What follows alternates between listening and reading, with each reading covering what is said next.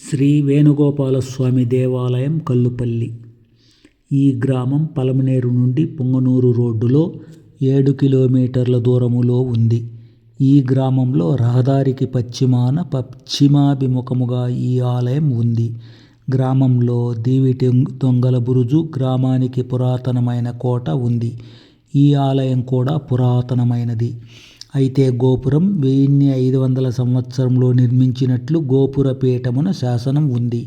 ఒక వీరగల్లు, ప్రతిమా వీరగల్లు, మరో శిలాశాసన పలకములుండేవని, ప్రహరీ నిర్మాణ సమయంలో పునాదుల్లో వేసేశారని జనం చెబుతారు.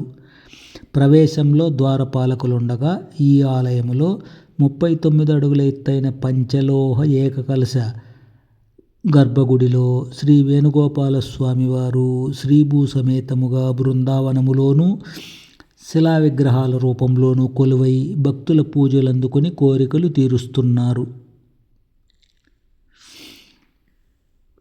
ప్రవేశ మండపం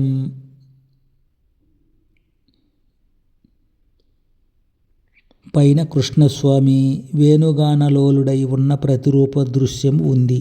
పైన శంకు చక్రాలు, తిరునామాలు ప్రతిరూప దృశ్యాలున్నాయి. ప్రవేశం పైన నలుమూలల గరుడ ప్రతిమలు ప్రత్యేక ఆకర్షణగా ఉన్నాయి.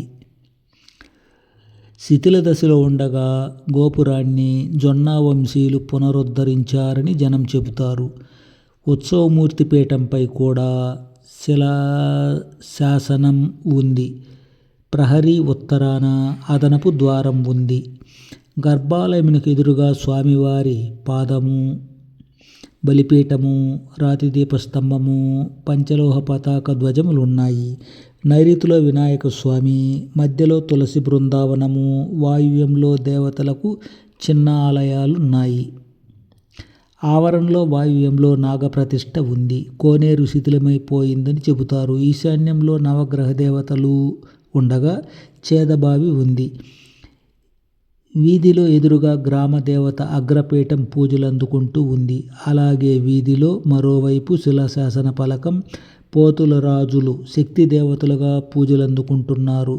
ఈ ఆలయంలో పూజాభిషేకముల నిమిత్తం భూమాన్యం ఉంది. ఆలయంలో నిత్య పూజలు, వార పూజలు, పక్ష పూజలు, మాస పూజలు, పండుగ పర్వములందు ప్రత్యేక అలంకారాలు, విశేష పూజలు ఉంటాయి. ముక్కోటి ఏకాదశికి భారతము, వాహన సేవలు, పుష్పపల్లకి సేవలు వైభవోపేతంగా జరుగుతాయి. జనవరి 1కి, సంక్రాంతికి, కృష్ణాష్టమికి గోపూజలు, శ్రీరామనవమికి, దసరాకు 9 రోజులు ఘనంగా అంగరంగ వైభవ పూజలు, తీర్థప్రసాదములు ఉంటాయి. ఈ వీడియోను లైక్ చేయండి, షేర్ చేయండి, సబ్స్క్రైబ్ చేయండి.